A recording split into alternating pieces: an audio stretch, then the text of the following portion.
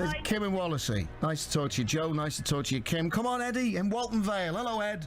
Hello, Tony. How you doing? I'm good, man. How are you? I'm fine, thanks. Okay. All right, this is my shot in the dark. Yep. I think it's to do with the Second World War in London. In the Blitz, they moved the gold from London to Liverpool. Yep. And they put the gold bars in Martin's Bank in Liverpool. So when they put them in the vault, they had trouble putting the bars into the vaults. And then, obviously, it was overloaded with too many golden bars. This is my theory, obviously. Yeah. And then, to get them out, they had to knock the walls down either side of the bank. Right. And then they shipped the gold off to Canada eventually. So this was the nation's, or part of the nation's, gold bullion reserves, wasn't it? Yeah, and because obviously the Blitz in London, they had, so they had trouble with the gold, and they moved it up to Liverpool. Yeah. Because they eventually wanted to ship it off to Canada. But in the bank that owned it at the time, Martin's Bank, they put the bars into a vault. Obviously, they had trouble putting them in, which you said originally, and then you said obviously they had to take them out. Yeah. So my theory was, and they had to knock the walls out to get the bars out to ship them off to Canada. Okay, we get the picture. Let's have a look. Yeah. Yes, get in there. Congratulations. Get in there. Well done. Brilliant. Yeah, Brilliant. Well, that's absolutely bang on. Fantastic. What it was, Tony, Derry House, where the War Museum is, where Churchill stayed. Yes. During the war in Liverpool. I actually went on a tour a couple of weeks ago. Did you enjoy it? Yeah, it was fantastic. I love all that sort of stuff. Liverpool was such an important port during the Second World War, obviously to feed the country and survival, etc. And somebody made that comment about the gold bullions. So when I listened to your Scouse Mouse during the week, I thought, I'm determined to beat you. Okay, I'm determined to beat you. I don't mean obviously derogative. But I remembered that, and I looked online just to do my homework last night. Yeah. And I checked it. And actually, they made a fiction film called The Bullion Boys in 1993. Del Boy was in it, wasn't he? It was a fiction film. Obviously, they tried to date, but that's obviously fiction. But it was just ticking away in my head, and I thought, I've got to nail this. Well, you did. You nailed it spot on. You really did. Fantastic. I'm really chuffed about that. Well, it's David Jason who was in the Bullion Boys in that film, but his Scouse accent. Yeah. Because you know what it's like. People in the South, mate, can't do a Scouse accent. You know what it's like. So he struggled with that. But you're right in what you say. It was street level, and this gold bullion had to go down into the vaults, into the basement, and they used wooden chutes to send the gold bullion down, but the chutes broke. They got them down, but then they couldn't get them back up, so they had to take this gold bullion out. Yeah. Isn't that a great story? And then they shipped it off to Canada. That's it. They shipped it off to Canada. They shipped it because obviously then Liverpool was in trouble as well because obviously a port as well. So what they could do with this gold? They had to just move it from A to B all the time. That's what it's all about. And they came in. Do you know what I love about it? It came in. All of this gold bullion came into Lime Street Station. Yeah, it did actually. Yeah, in the dead of night.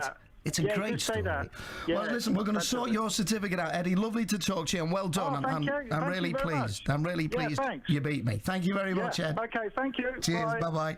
Sounds made up, doesn't he? He knows his stuff, doesn't he? He does, but it's a fascinating story. That the town hall. If you stood standing facing the town hall. And then you've got the little street, haven't you, next to it? Well, that big building next to it used to be Martin's Bank, which then became Barclays Bank.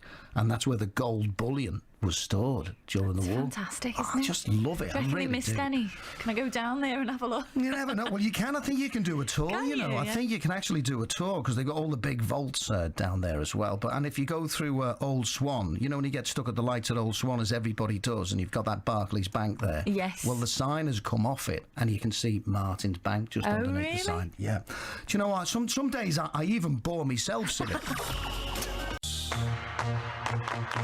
You know the drill by now. A pair of tickets to give away to this special event. You just got to get all three questions right.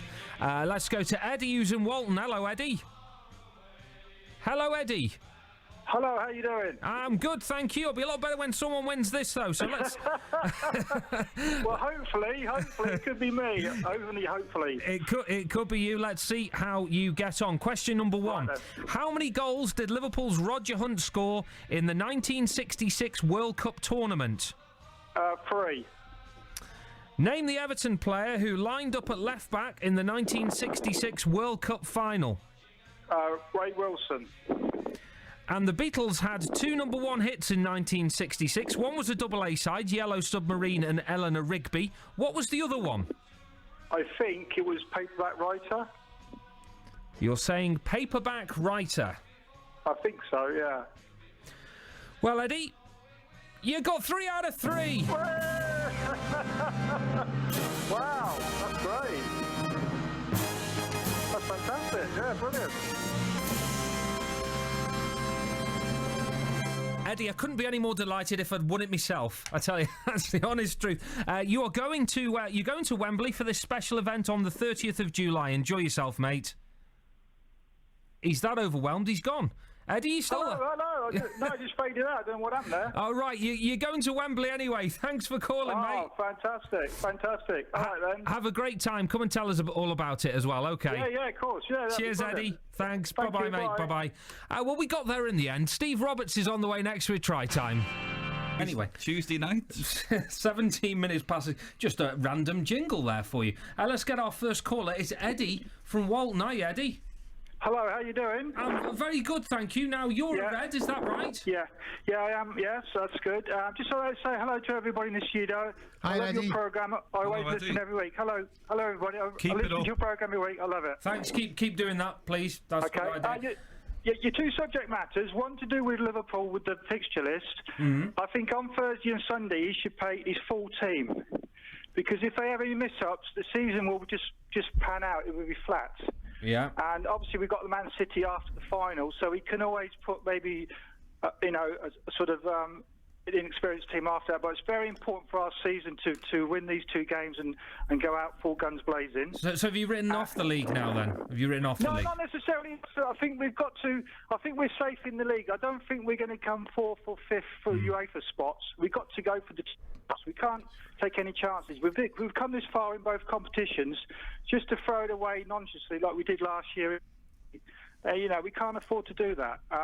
So I think Klopp should put both teams. And to do with the FA Cup tradition, I think the FA themselves have got a lot to answer for. Firstly, they moved the 3 o'clock kick-off on a Saturday. They keep changing the fixture list for certain teams. Like Man City yesterday, I listened to Marini, the manager, and he said if it was a Saturday fixture, he probably would have put a full team out. Yeah. So, it's not just the clubs themselves and the teams they pick. I think the FA have got to look at this themselves. I'm not sure. I mean, I wonder whether he would have actually put a full team out if it had been a Saturday. I'm not sure he would have done with Kiev being such an important game for them. Yeah, it's a difficult one. Salty. Yeah. I actually agree with you. It's easy for him to say that afterwards. Eddie, it's Ben. Right, the points you've said one by one.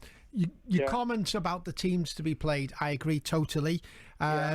If you think of the FA Cup, right, I can remember Liverpool got through to the cup final I'm trying to think, was it in 1965? Yeah, 65. They played a weakened team the week beforehand. They're playing Wolves away. Or was it Man City? One of those two. And we got fined for it. Now, and teams have been fined since playing weakened teams in the league before the cup final. Now, why can't the same principle be applied the other way around? So, in other words, the FA Cup is a significant competition. Right. If sometimes you can say there's 17, 18 players in a team who can genuinely play. Right. But when you're playing a team which is out and out the second team, as was City's, then I think a fine should be imposed. A fine on City would have absolutely no impact whatsoever, so I would deduct them points. But you're not going to get that through, are you? To be fair, guys, that's I agree what you're saying that to something, but the FA have caused this themselves. In 2000, they let Man United go to South America to play in a tournament. It was all to do with money to promote England having the World Cup tournament. So it always spins off from that. These clubs, the FA has just come such a monster with the Premier Division and in Europe. What can these clubs do? Don't forget, Man City had a lot of other players injured yesterday. They had about 5 or 6 other players injured. So what does he do? And the same with Klopp, with the league, etc. It's not that they don't want to win the FA Cup. It's other circumstances that are putting it to one side. Eddie, to be honest, that's the way I think. It was probably one of the most senior players in City's team who had a nightmare, which was the goalkeeper. If he'd have had heart in goal, but in all that honesty, could have been a different match. In terms of deducting points or whatever, this is across the board. We're not talking just about big teams like Manchester City. No, Bournemouth and Hull both made, and Liverpool have done it this season as well. Salty, it's been allowed to happen, and so the FA in conjunction with the Premier League need to come down and make a decision on it. It's a difficult one to control. There are arguments put forward that the winner of the FA Cup should qualify for one of the Champions League places. You look now at the Europa League, right? I could not understand historically why the winners of the UEFA Cup, Europa League as it is now, didn't get the rite of passage into the Champions League. It happened last season for the first time. Yeah. Suddenly, you made a very good point. I want the full-strength team. I would love to win the Europa League and qualify. The other point I want to pick up on is position in the league. I think 5th position's up for grabs. I really do. I think Man United currently in 5th. They're flattered to deceive. Don't get me wrong. We haven't been good this season. But 5th is achievable if we can get a run on. I think it's impossible to catch up the gap on the top 4, but 5th is definitely achievable. So you'd still go for it in the league then? You'd still, you wouldn't start resting players in league games because you've got Europa League games coming up or whatever. The answer lies on Sunday. If we win on Sunday, we're in the Europa League anyway. So 5th, apart from the extra money, is of no significance. I would then try to maintain a highest position as possible, but go for the Europa League. Okay. Just quickly, Eddie, anything else to say on that? Well, just Liverpool just got to go for it.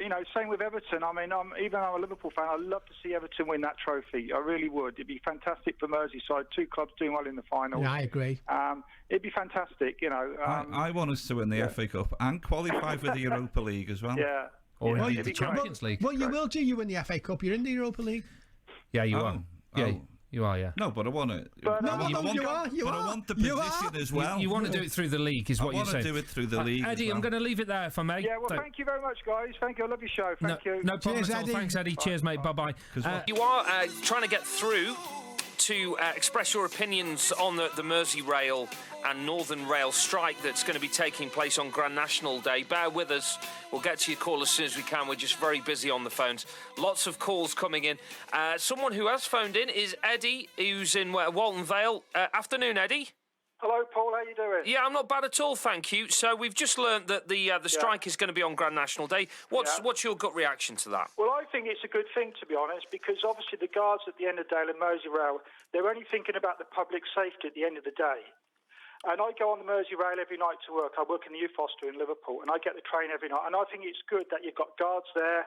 I mean, can you imagine in the future something happens, drastically, something happens to something really bad on the train? And the only way they can really get their point across is a big impact day, obviously the National Day, Aintree. That's the only way they can make the public think. The public have got to think to themselves, why are they really doing it? They're doing it for the safety of the people in Liverpool on the trains. That's the reason they're doing it. Do you think, though, Eddie, they're in danger of losing public sympathy by doing it on such a big day? No, I don't think so. No, I don't think so. I get the train every day. I'm a regular guy. And I can see the bigger picture why they're doing it. They don't want to go on strike. They really don't want to go on a strike. But how can people listen to them? They've got to make a big impact. If they've just done it on a normal Sunday when people are just going about their business, they've got to make a big impact. And that's the only way they can do it. Well, what about the argument, though? You look at other train networks. You look at, for example, the London Underground. They haven't got guards on. They haven't got guards on. Yeah, but we're talking about Liverpool people. You've got to think to Liverpool's safety. You can't just compare it with another city. The London Underground is a very, very busy network, and the Mersey Rail argument is that the stations are so close together that if there was a problem, that you would be able to get someone from a station nearby to help out within a couple of minutes. Well, you say that, but historically something could happen, and the emergency people they'll be there on time anyway. You can't take that gamble. And also, people, it's security. You're on the train. There's somebody there. It's a comfort thing as well. Well, we'll see. You can't take that risk. You really can't take the risk, and you've got to ask yourself, why are they doing it? They're doing it for the people, the public safety. That's why they're doing it. All right, Eddie. Well, it's good to hear your viewpoint. Yeah, that's my opinion anyway. So nice one, mate. I appreciate you coming on every day, and I realise what they're doing it for, and they've got to do it on a day that's really important. So people people get frustrated. There's no trains. They've got to say, why is there no trains? Well, the guards are on strike. Why are the guards on strike? Because, okay. You know what I mean, Paul. You know what I mean. I do know what you mean, Eddie. I'm going to have to leave it there because I've got to get some. Thank you very much for taking my call, anyway. No problem at all. You take care. Have a great day. Okay, thanks, Eddie. Bye. Your station, your voice. BBC Radio Merseyside.